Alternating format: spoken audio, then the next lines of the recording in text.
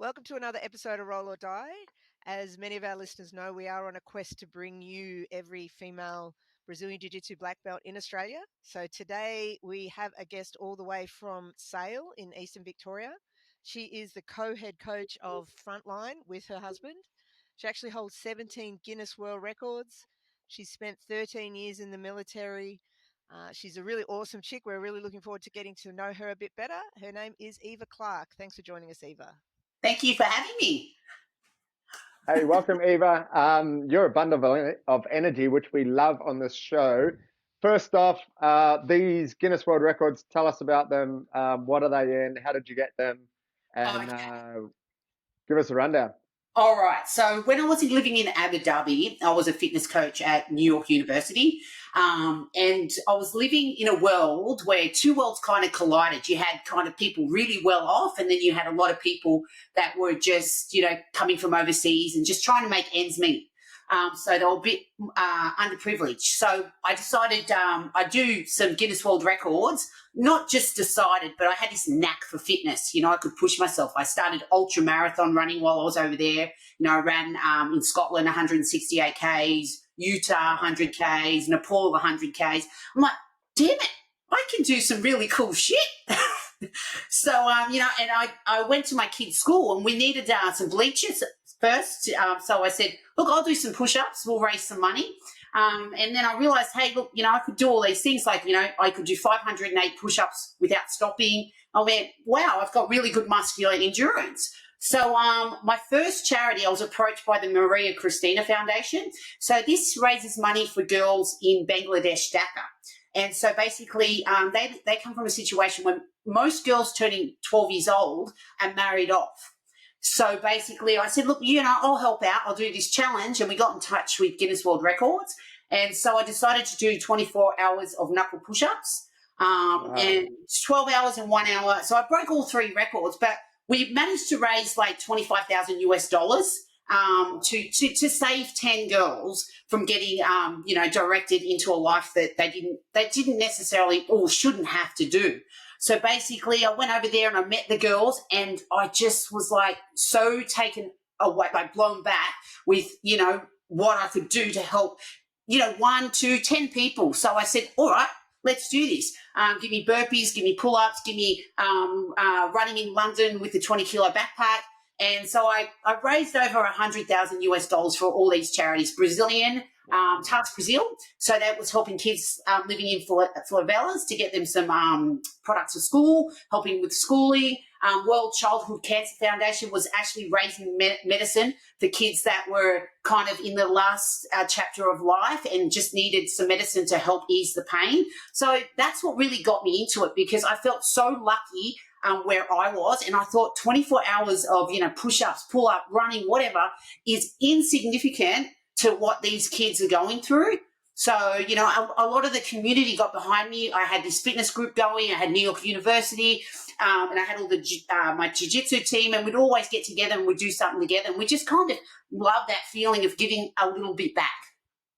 Wow, that's amazing. So what were some of the other records in there as well? So I not all still stand, which is good. I don't even know if I'm going to go back and break them. I said maybe on my 50th, because this year I'm going to get my hip replaced. So I thought once I get my hip replaced or something like that, I'll go back and do it. But I did 24 hours of pull-ups, and so I did 3737 because I was 37 at the time. Why not do that? Love it. God, that was a killer. My hands tore up. I did at the Dubai Autodrome, they had this 24-hour car race. So we went down there and we did that. God, it was crazy insane because of the noise.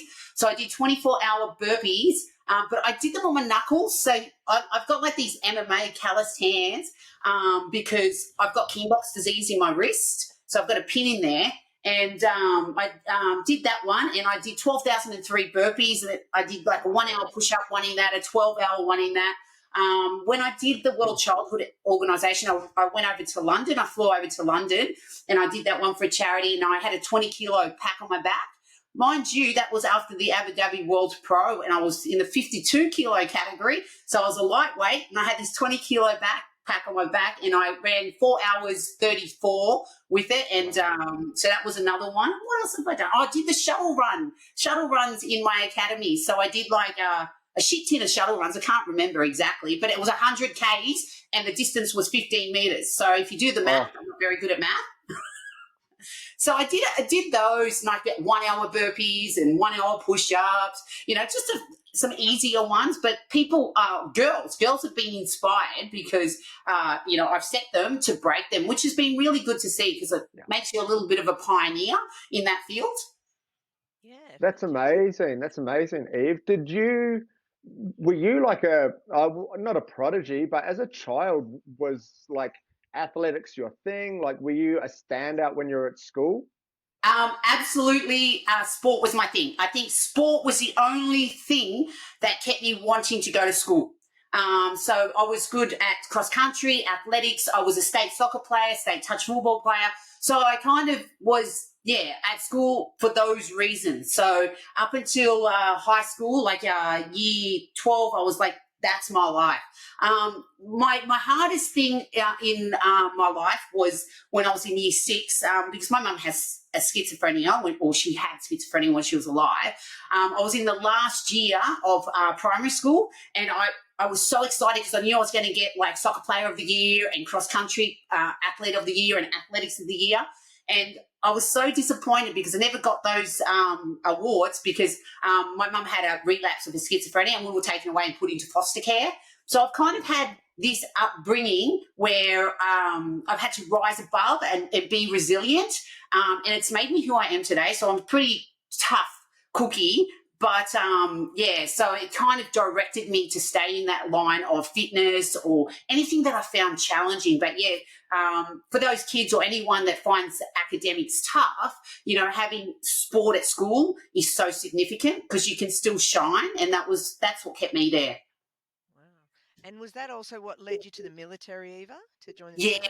Yeah, the military was my way out. I mean, we were living in housing commission. I don't know if housing commission back then is what it is today, but it can be quite rough, so you got a lot of people that try to stand over you, a lot of drugs, a lot of alcohol. So, not only does my mum have schizophrenia, my brother has schizophrenia, my sister has schizophrenia, my sister's lost 2 kids to welfare, so so it's that kind of vicious cycle. And I said, I want out. I work in that sector, Eva. Yeah, so I know exactly. Yeah, so I needed out. So I was like, how the hell am I going to get out of this? Like, my parents never worked. God bless. I love my dad. He did the best he could for me. I love my mum. She was what she was, and it wasn't until I was older that I could really understand that. That was their best. You know what I mean? Like, that's all they could do. Again, because I look at my dad who came to Australia when he was 16 through the Iron Curtain. He left his family back in Hungary. He never saw them again. And my mum come from Hungary as well and pulled out of school at 12 to look after her baby brother. So she was illiterate. Do you know what I mean? And didn't have the knowledge or the power as well to help herself. So, but it was my ticket out. I had to get out. And so I joined the army straight from school, and it was probably the best thing I could have done, especially having that wayward life. And like a lot of the teachers used to say to me, oh my God, you're going to go shit because you don't listen to anyone. Do you know what I mean? And I didn't. But when I knew I had to listen to someone, or, I knew it's almost like being coachable in jits. Do you know what I mean? So I was attentive to the instructors and whatnot there because I needed to get out. It was the only way I was going to break the cycle. So tell us about your military career. So what did you do? You were in the army, is that correct? Oh, yeah. I started off in the army as a truck driver. I was probably the worst truck driver in the bloody world. I crashed on my driving course.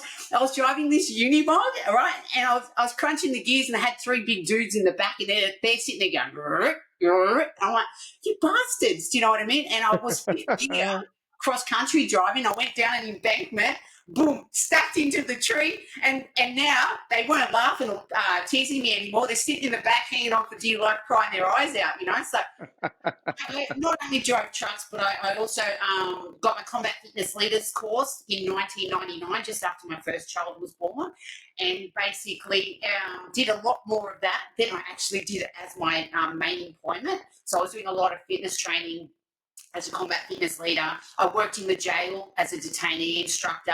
And then I went over to the Air Force later on and became a full-time physical instructor. That's where I started to touch on jiu-jitsu or military self-defense in 2008.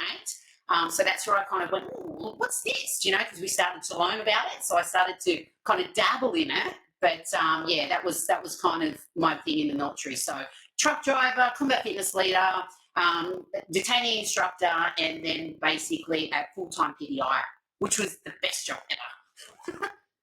So tell us a bit about when, like in the military, obviously females are in the minority. I guess it's similar to jiu-jitsu, yeah? So how was that for you, being a Um, female?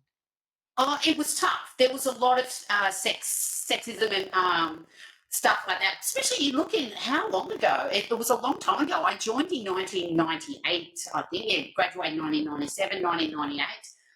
It was very sexist, but I think if you did the job, you were, and same as like when I think about what our motto was for transport was part honorarium equal to the task. If you've got a woman that's willing to step up and do the job and have a go with the guys, but not pretend she's a bloke. Do you know what I mean? Know your own capabilities.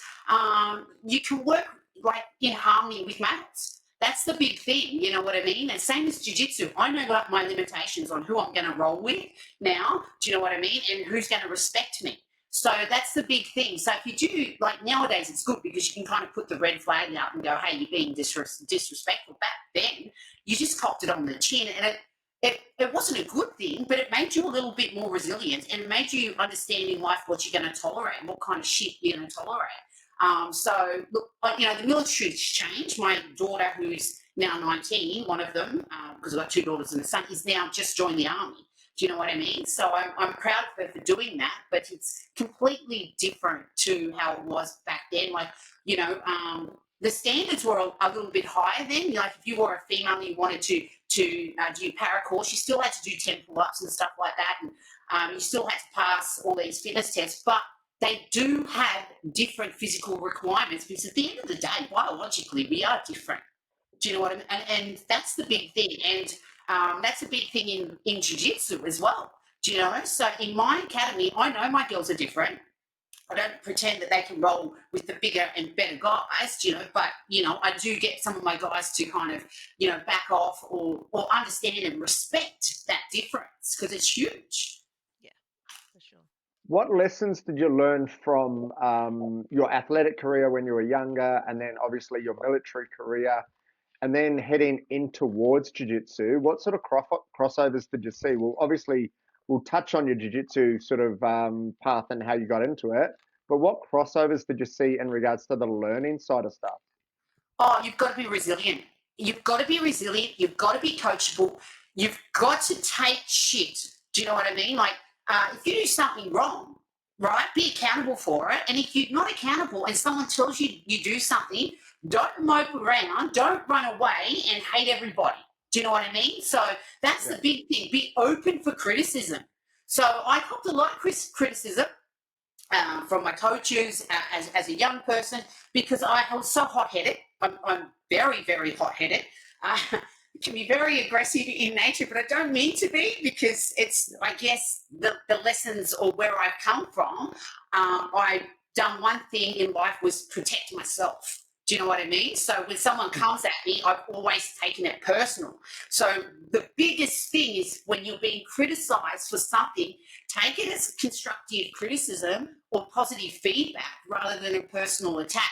And if you can learn to do that, do you know what I mean? Like when you get, or if you get to jiu-jitsu, it's going to bloody help you a lot, yeah? Because then you can be coachable and then you can have a good relationship with your coach. Oh, can't hear you, Kim. Kim, yeah, we can't. Kim, we can't hear.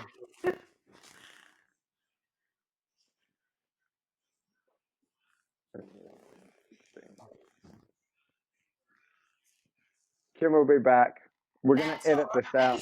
Text you some questions, Brent. I've got heaps of questions. How's that, Kim? Good. That's all right. We've got a pretty face, the rose between two thorns there.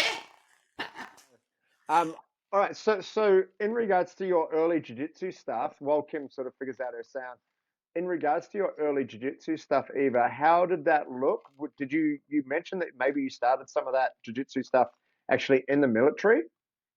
Yeah, we did. We started military self-defense because they got in 2000 and I think 8 or 2007, 8. Sorry, I went on my RAF PDI course. And it was tri-service. It was Army, Navy together. So basically, one component was military self-defense. Do you know what I mean? So I basically was going to be teaching other service personnel, how to do military self-defense. And I was at 381 ECS. That's the one.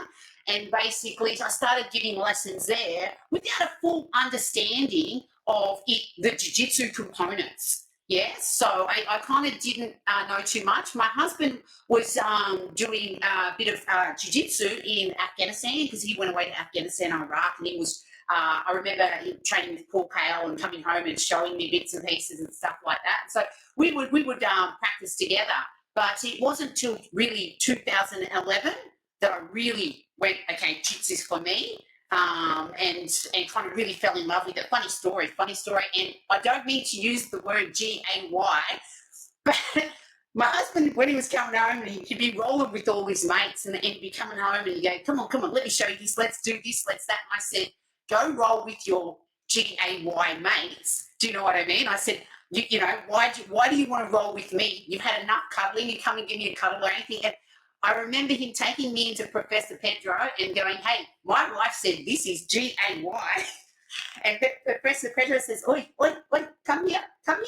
I'll show you what it is. Do you know what I mean? And, man, it was the most funnest beating up I ever got in my life. Do you know what I mean? And then I went, okay, I understood why my husband was doing it because he left the military in Australia and that camaraderie, that mateship, that sense of belonging that he was having drew me back into it. I went, I need this in my life. Yeah, so I mean, I've had my fitness and my challenges and that, but it was just something else. Do you know what I mean? This connection to the sport where everyone's kind of suffering and happy at the same time. Like I can't explain it. Like I've done ultra marathons and I, hit the wall and I kept going. And I always said to my husband, every ultra marathon I've done, I said, I've never quit. And that's like our marriage, buddy. I'm never going to quit, because you have the highs, you have the lows.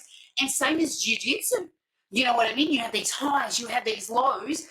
And that's the problem with some people when they feel those lows. Yeah, I just don't feel, I don't want bad shit to happen to people, but I just feel the lack of resilience. Do you know what I mean? It's like, this is chuck it in the too hard basket. I'm going to quit, and that's really disappointing. But that's what drew me there. It's like, it was a fight. Again, another fight for life. And I was really enjoying it because at the end of the day, at the end of the session, I was like, I won. Even if I got beaten up. I remember rolling with Juliana, Fabio Hollander's wife. She was a black belt. I was a white belt. And she armbarred me 10 times in a row, right? And instead of me sulking and crying, I went, I'm going to learn that armbar. And I did. I roll with some girls that come to my academy and they're like, oh, I hate rolling with Eva, she's tough. And I'm like, geez, that's not what I would say. I'd be like, how do I learn? How do I get to know what Eva knows? Teach me, So, yeah, I guess that's the answer to that one. Is my sound back now? You can hear me? Yeah, I'm back. All right. And then tell us from there how Frontline started, how you got, how that academy. Okay, so my husband and I made the decision to come back home to Australia on our own terms. Do you know what I mean? Sometimes people in the UAE stay for a long time, but we felt a disconnect to our culture for our children. They were living a pretty privileged life. Not the life I lived, not the life my husband lived. Okay, they were getting waited on hand and foot. We had a nanny and a maid. We had cleaners, and our kids were accustomed to a certain lifestyle. And we said, it's time. You know what I mean? Let's go back. I came back here. I looked around. We've got Traralgon, we've got Bairnsdale, we've got Maui. Look, a couple of the academies were not my cup of tea. Let's just say I'm chamomile and they're peppermint, right? You know what I mean? That's it. But then I found some chamomile at Maui with Chris Peters. Yeah. God, he's such a top bloke. Took me in, but I thought to myself, that's a bloody hour drive, there and back. I'm still studying. I was still studying. I was in the 4th year of university doing my bachelor's degree for education. And I went, oh, I can't do that. And so I was having a chat with him, and, he's like, just open up one up. And I spoke to my husband. He goes, just open one up. And I'm like, I'm so scared. Being a female, again, we can't cross that line. Being a female, who am I going to draw? I put a couple of posts out on Facebook. I reached out to Mark Johnson at Mark Johnson School of Karate. He was so welcoming. He, in fact, is a huge part of the reason why we are who we are today, because he took me in, let me sublease from him without having to open up something big. And I put out a post, and I had 13 dudes turn up on the first day. Yeah, 13 dudes. I put a little bit of a introduction about myself, I was my Guinness World Records, and I was a new black belt, and that's like being a new white belt when you're coaching. You know what I mean? So, I know how I fight. I know what I do, but getting 13 different guys in, different body compositions, different fitness component skills, so some slow, some fast, I was like, oh my God, I don't know how I'm going to do this. But persevered with a bit of research and a lot of guidance from Pedro, my professor. So I used to ring him up and his wife in Canada, Lindsay, and guys, what am I going to do? These are the guys I've got. I had a 7-foot guy, big fat, you know what I mean? 120 kilos. And I'm like, I rolled with him. I was trying to do my best. I rolled with all these guys. And like, I don't know, it's like a love. We all fell in love, and we all thought we'll grow together. So initially, because of my experience in fitness, I did this hybrid training. Yeah. So I used your 11 fitness components. You've got your 5 health related, your 6 sport related, and brought jiu-jitsu with that. So I could kind of, focus on getting them fit to actually roll, because a lot of these guys didn't do any fitness, but they wanted to roll, and I was relatively fit and trying to hone in on how to teach at the same time. So they were pretty patient with me. And so we grew from there, and I went, you know what? As much as I love Mark's got the best time slots because it's his academy. And I was training like at 7:30. And then from there, I was still working online at New York University, coming home and doing online fitness classes. I went, I can't sustain this. So I basically bit the bullet. Pedro said, go for it, Eva. And Lindsay said, go for it, Eva. Have some confidence. And I opened up here in Sale in my own little academy on York Street, 188 York Street, if you're ever in town. Okay. And no looking back, it's been the best thing I ever done. Scott was away for the year and a half that I was getting it up and running and establishing. And it was so nerve-wracking because I didn't roll with all the guys because I'd watched some of them roll, and I didn't want them to judge me for not rolling with them. Being the coach, and they had these expectations that she could tell me up. I'm like, yeah, I could, well, you don't know anything, but you're 120 kilos and 7 foot, and I need to be able to teach the next day, and the next day. And that's a big thing. So when Scott got back, I was like, thank God. Do you know what I mean? And his game is completely different to mine. So, he changed. He's a heavy side control, 100 kilo hold kind of pressure dude. And it was really good because he could work with a lot of the other guys. And then we started to really both develop our coaching skills. He was working and coaching in Abu Dhabi at Cobra Fitness, and I was doing it here. And it was, I don't know, it was really good. It was a real eye-opener because when I was a blue belt, purple belt, and even a brown belt to a degree, when I wasn't responsible for orchestrating classes or putting together programs and stuff like that, I just thought that every black belt in the world just knew everything. Do you know what I mean? It just came to them so naturally. And I'm sitting there waiting, going, when's it going to happen to me? I'm still waiting. Do you know what I mean? You've got to be patient. And that was the best thing, I had was a bunch of new guys that were really patient with me. I had a couple of guys, like when I first started, I had one guy that had done a bit of jiu-jitsu and the rest had it. So I had to start from scratch. When I went over and training to Ravel, one of these guys was a blue belt, Jack. He came over after rolling with me and said, I want to train with you. And I went, oh, look, no problem. And I had a couple of other guys roll in from other academies. Just can they do a session? I said, the one thing I know about jiu-jitsu, and I'm old school. I'm loyal. Okay, so I said to them, look, if you've told your coach that you want to come and roll with us and it's not interfering on your mat time, by all means, come and roll with us. You know what I mean? So I've always been like that. So I had a few guys, even from Maui, come up and roll, and it was really good when I had them to come up, especially when I was establishing, because they could help me out with some of the roles. But yeah, look, there's been no looking back. It's only been growth, positive growth. And you guys know too, when you run an academy, every academy has a no dickhead policy, don't they? Surely they do. Yeah. You know what I mean? You're going to find a few. The shoe doesn't fit. That's fine. You know what I mean? Like, we had one guy where my husband kicked out because he was grabbing his teammates around the throat with both hands. He said, look, you know, we've warned you, we've told you. And we're pretty good at judging characters, my husband and I. And we're glad we got rid of him because he's spent 20 years in jail for selling cocaine. So we made the right decision there.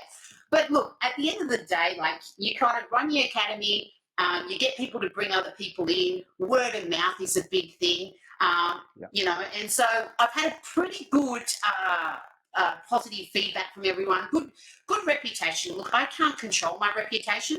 Righto, there's people that don't like me that will go around and say shit about me as a coach, or I might do too much fitness, or I might not do enough no-gi, or I might not do whatever.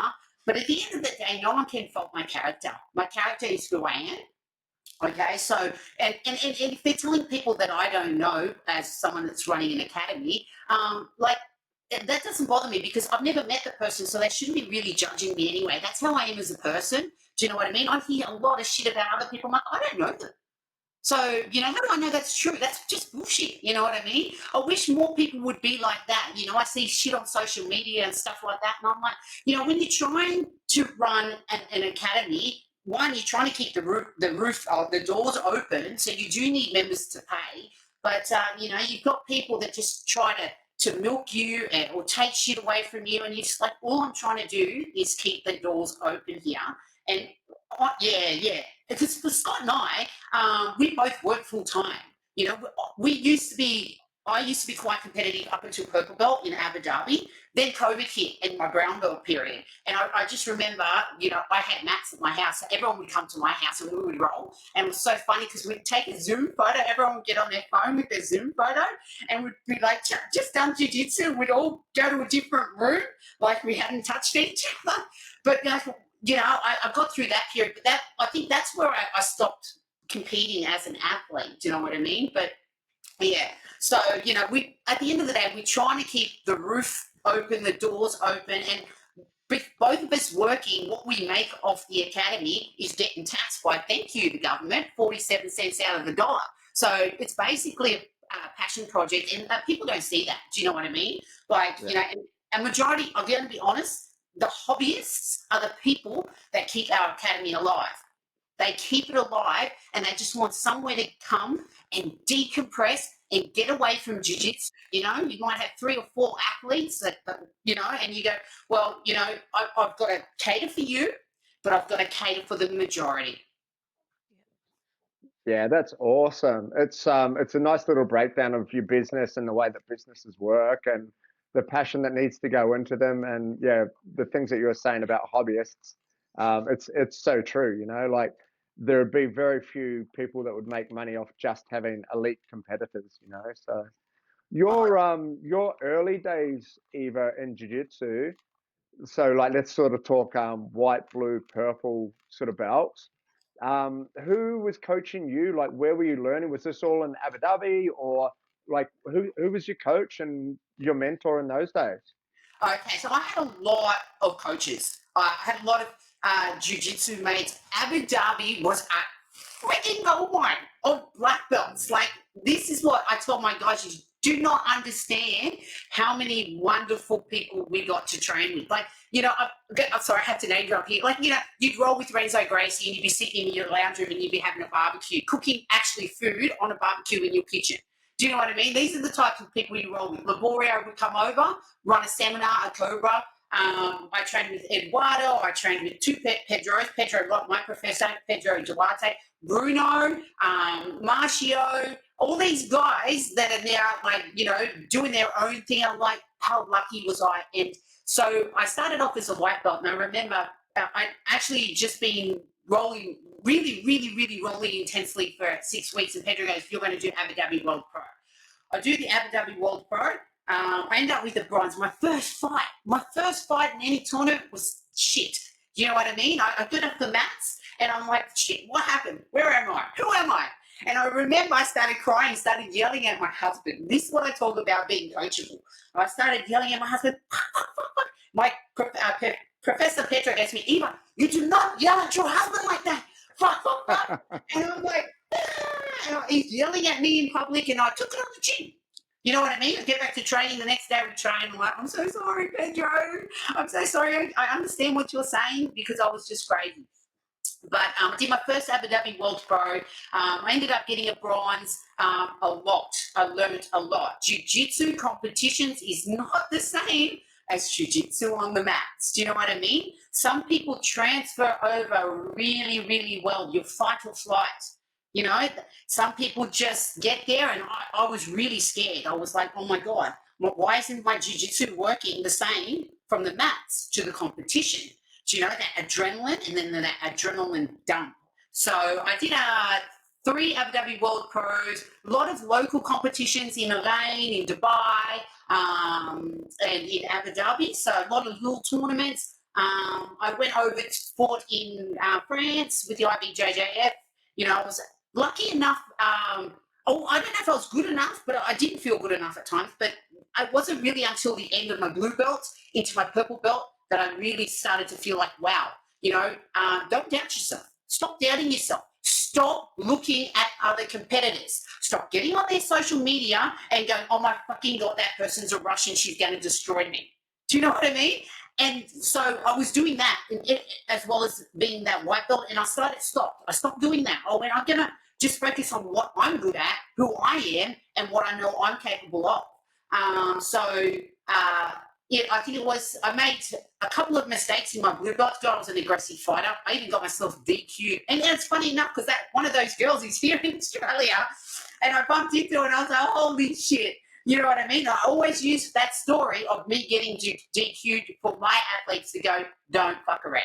Don't try to hurt people. That's not what jiu-jitsu is about. And I got ringed. Luana was my coach at that time. And after the tournament, she ripped into me. Like, Eva, do you know what I mean? Like, what have you done? And I was like, oh, I don't know, I fell. And she's like, bullshit. You know what I mean? Sorry, Eva, what did you get DQ'd for? Oh, I got my back taken. Yeah, this is so embarrassing. Because I have to own this shit. Yeah. You know what I mean? I did this as a blue belt, a new blue belt, you know, and I thought, you know, my strength would be more practical to use than my technique. So I got my back taken. So here I am, UFC, WWE, boom, jump down. Do you know what I mean?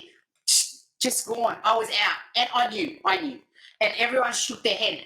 And everyone shook their head in such shame that it got me to the point when, oh, really messed this one up. And I used that story because as much as then that little bit of me wanted to hurt someone, it was not the right mindset. Do you know what I mean? And that's what I tell them. Like, I know from experience, you can't be angry. So the moment you get angry, you've lost the fight. You know? So I said to them, you can't be angry. It's going to be to your detriment. And I'm going to tell you my story, and I tell it not with pride. It's not something you should be happy about. It's something like, you know, I did this. I own it, and I will always talk about it because I would say to my guys, don't ever go in there and try to kill your opponent because that's not what jiu-jitsu is about. Yeah, and so it took me a while to kind of understand that. And when I understood that and not to look at my competitors, you know, I went over to France, you know, no gi, got myself a gold, went over to the Europeans in Portugal, got myself a gold. And then Pedro was in LA competing. He said, hey, Eva, come and compete. And it was in the JJ League or something like that. It's not IBJJ, I can't remember. And I said, all right, didn't tell anybody. And it was a world championship. Didn't tell anybody. No expectations, no showboating, no, look, you know, I'm going to go do this for my academy. I went over there and I got gold. You know what I mean? I had the less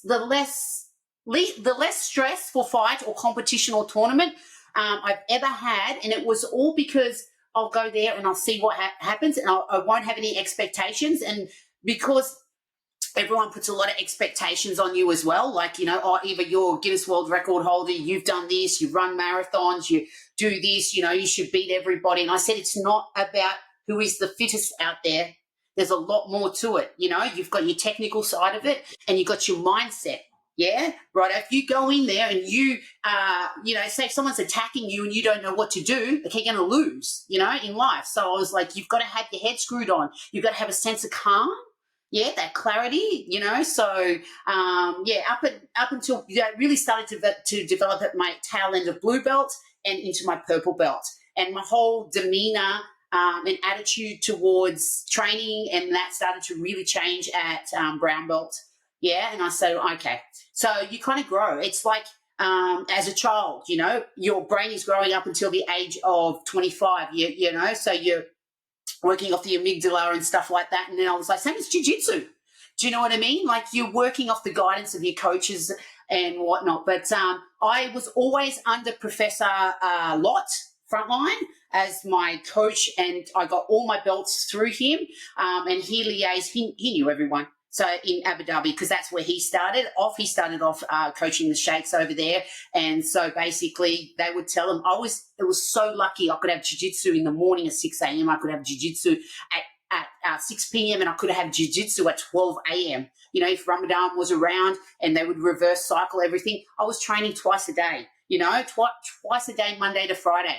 And I was so lucky to look at different styles and try to develop my own strategy. I had one private coach. I'd even get privates as well from Eduardo. He was a PE teacher. So I picked up a lot of his training aspects and philosophies and kind of created my own. So you know, sometimes, you know, I go from one end to the other, you know, really drilling and then just really rolling. You know, I had a couple of my guys and if I feel like it, I'll roll for 45 minutes with that one person. You know, we'll tally out what we do. So I like to think outside the box.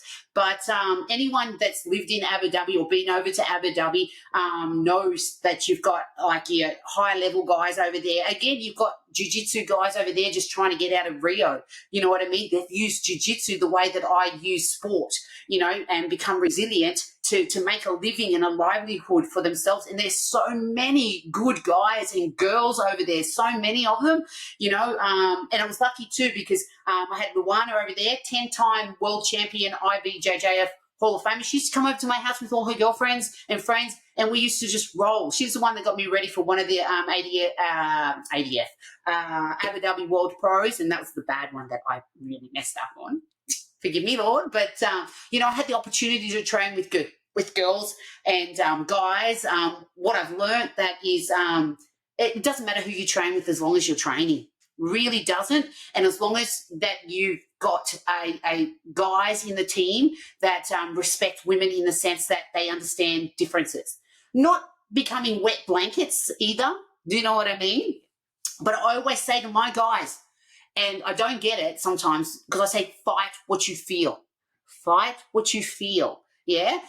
So I rolled with a guy. I said, he goes, how are we going to roll today? I said, just, you know, feel me. Feel how I'm playing the game. I just made one little grip and he threw me like a rag doll. I went, dude, is that what you felt? He's like, no. I said, fight what you feel. You know what I mean? I'm quite strong.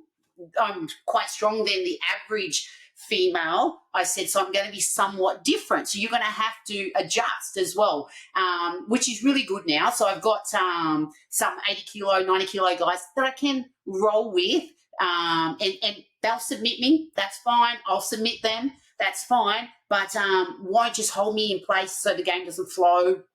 You know what I mean? So I always say that, like, get some flow, get something happening. Very important, you know? So, but fighting what you feel, like, there's nothing worse than someone bigger and stronger just ragdolling you around and you go, come on, dude. You know what I mean? Like, yeah, so I just have that in my academy. That's one of my biggest thing. And my husband goes, he always goes sway to them and I'll go, fight what you feel. So we're always looking after. We've got a lot of diverse abilities in our academy, and that's been really good for us. But I always say to my guys, hey, do you remember day one? Because I've still got a lot of the OGs with me. I said, I was patient with you. Yeah, I was patient with you and I helped you grow. We looked at ways to help each other grow. I said, we got a lot of the new guys coming in you can't go, I don't want to roll with them because they're shit, because you need to help them grow. So we have teammates as well. And that's the biggest thing. And that's how we seem to be retaining people, as I say, you're playing your part. You know, we have coachable roles. So our blue belts we'll take someone. I said, this is a coachable role. You know, just get them to pass the guard, get them to take a position or whatnot, but get them moving as well. So that's a big thing. I don't, you know, make my guys, new guys come in just to be rag dolls for the higher belts, you know. So I even say, you know, don't be afraid of letting them consolidate what they learnt, you know. So that's fine. You know, if they walk around saying, I got the blue belt or I got the purple belt, I said, just let them, you know, because, you know, we know to be humble, but, you know, we also know that we want people to come back. We need people to come back, you know. Jiu-jitsu is not just for the athletes. It's not just for the competitors. You know, you hear people say that all around the world, like, you know, jiu-jitsu is for everybody until jiu-jitsu is not for everybody. And the reason why it's not for everybody is because some people don't welcome the diverse abilities, or there's someone that's slower, or there's someone that can't put it together like everybody else, and they just like, I don't feel welcome, and they'll quit. And Eva, tell us about the day you got your black belt. Okay, so the day I got my black belt, my coach rang me up because Scott got his black belt. Scott got his black belt first. Scott always got his belt first. And Scott was on the mats. So this is the COVID era. So Scott was on the mats in Abu Dhabi because they weren't shut down, but we were shut down here initially. So we got Scott on the mats being filmed and Pedro sitting here. So I didn't get physically handed my black belt. I got mine over the computer because Scott was getting his there and I was sitting here, and I was feeling a little sad. I was like, oh, I'm so happy for Scott. Do you know what I mean? I'm like, oh, poor me. So Pedro did that over the Zoom thing while Scott had Anderson giving him his belt. So it was a real kind of bittersweet. Do you know what I mean? And it wasn't until Scott got back here that, and then we went to Mildura with Olavo, that when I got my first degree, that it felt like the whole proper ceremony for me. But it was a delayed one because Olavo said, you know, and also Olavo said, sorry, Eva, Pedro said, I have to give Scott his stripe first. Do you know what I mean? So we do have that in the thing. But yeah, so it wasn't until 3 years later that my belt felt officially put on. You know, it's a big thing for me, but it was COVID. And so I was always training. I was always doing my thing. And I guess Pedro was proud that I took that risk, you know, by myself to get the academy open. Again, being a female is a huge thing, thinking, you know, am I going to be up to standard? But having such a strong personality, having such a strong history and background where I've established my not reputation, but my character. Because like I said, a reputation, someone can change in a minute for you, but my character was really important. I think the guys really gravitated towards that. So black belt from Anderson Silva, when you say No, Anderson? It's not Anderson Silva. No. I'm like, you're throwing these names out, and I'm like, that's right. Anderson is in Cobra Fitness. So he was he might have another Brazilian name, okay? Because sometimes they do. I don't know. I get thrown back. Do you know what I mean? Like, I know when I talk about my lineage and stuff like that, and I'm like, okay, we've got Carlos, Gracie, Elio, and then Carlson Gracie, then we got Laborio and Teta. Teta is actually an Eduardo. And I said to my husband, I don't know that. So Teta Rios, and then we got Pedro Lot. Lineage and loyalty, call me old school, but they matter to me. Yeah. And I don't know if that matters to everyone these days. In Abu Dhabi, they had a saying, I don't know the Brazilian word, but they talk about jiu-jitsu whores. Do you know what I mean? They jump around. I never did that. I found someone, I liked them. If we disagreed, I disagreed with one of my all-time favorite friends and coaches, Flavio Kennett. So if you get to see this, Flavio, we are the best of friends. We used to do like all these crazy challenges together. So we'd do like 1 hour of fitness and then we'd go and roll five rolls. We would run 30 Ks together, and Alex was there as well. One day, I'm going to say this being a female, okay, we get moody at certain times of the month, and it's real. People will tell you it's not. I turn into like this monster, and it was one of those weeks, right? And then he didn't throw me. I felt like he threw me so bad, and I started yelling and screaming. And for weeks, we did not talk. And then we got back together at a barbecue, and I said, I was like, I'm so sorry. Do you know what I mean? I'm so sorry. But he was one of my really good, crazy coaches. Like, would do anything like with me and stuff like that. And I stick with them. But the unfortunate thing about Abu Dhabi was it was really transient, as in people come and people go. And that's when I would lose a coach. Like even Pedro left. And I was like, he gave me my blue belt in 2014. Yeah, and I was like training at Cobra with Pedro Duarte after that. Then I trained with Bruno. I trained with all these guys, but training so consistently, and Pedro would hear about that. So I went to Canada. He gave me my purple belt. I went to Canada. He gave me my brown belt, because it was time for grading and whatnot. And then we were scheduled to go to Canada, but COVID, so it didn't work out that way. So I was always loyal to the first person, or to my first coach that got me started, and I'm forever grateful. I did get to train with a lot of people, but people seem to be, they forget who got you started. They forget who helped you along the way. I never will. There were so many of them. I can't, just throw off all the names, but every single person, whether it was a positive or negative experience, helped me be a better jiu-jitsu practitioner. And, I'm not the best coach yet, but I'm a caring, considerate coach, and I'm willing to learn. I'm always asking my professor, because it means a lot to me, on, what I should do in situations that I'm not used to, or for guidance. So I don't just do it on my own. I'm always seeking help. I know there's a lot of things happening in Australia, and there's all these competitions and girls events and stuff like that. I don't have time to get to them all. I'm going to be real. You know what I mean? Like, I'm working full-time as a PE teacher. I'm running the academy, and I don't want to say this negatively, but my academy matters to me the most, not about what everyone else is doing. And it matters to me to get everybody back there and growing together. Awesome. No, you're a super busy woman. Thank you so much for making the time for us to do this. Really appreciate it. It's been great getting to know you a bit more. Do you have any final words for our listeners? Any parting thoughts? Be coachable, be friendly, be welcoming. We need that in jiu-jitsu. Jiu-jitsu is just one big family, yeah? But just remember, in family, you've always got that rotten person, yeah? Righto, you got them, and that's fine. But don't be the person that just cuts them away, or walks away, or just goes on to the next best thing. Be open-minded, be understanding, okay? Be understanding that your coach is learning, not just about you, but about maybe 20, 30 different other abilities in the class as well. And if you do decide to leave your academy, leave.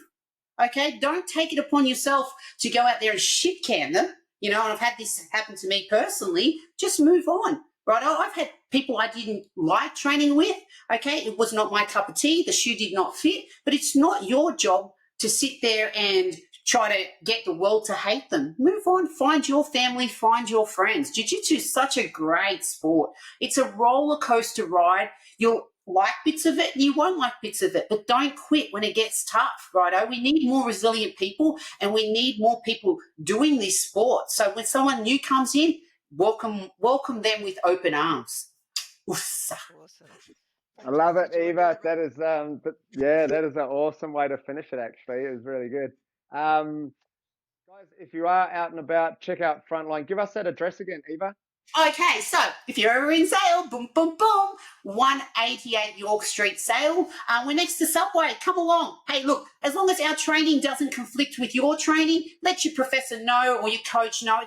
To me, it's the right thing to do. Some people don't do it anymore. Okay, I'm old school. I let my guys go train where they want. Okay, they just go, hey, coach, I'm going here. I'm saying, that's fine. Go do your thing, righto. But come along, visit us for a roll. Open door.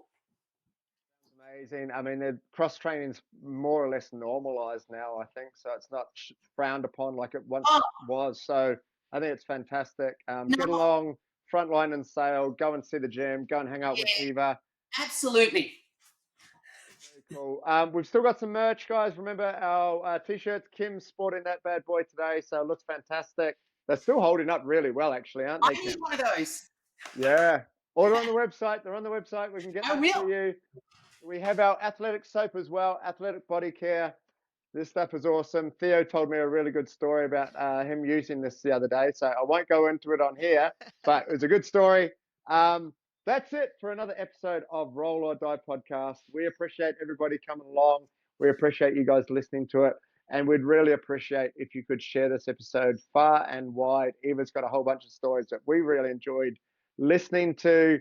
Mate, you're a powerhouse. Continue on. Keep putting all those different hats on in your world.